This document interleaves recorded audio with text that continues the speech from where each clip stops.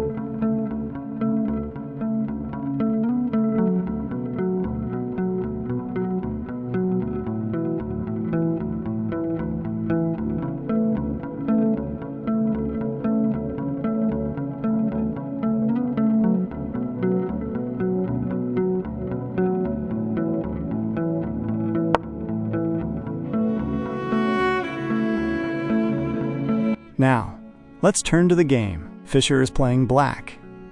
In this era, he often preferred the King's Indian defense or the Sicilian. Fischer's choice of opening is the biggest proof that he is playing to win. He doesn't want to draw, he wants blood when the middle game position arrives. Look, Gardner is trying to stand firm here, but Fischer's pieces are practically talking to each other. Pay attention to how he positions his knights and bishops.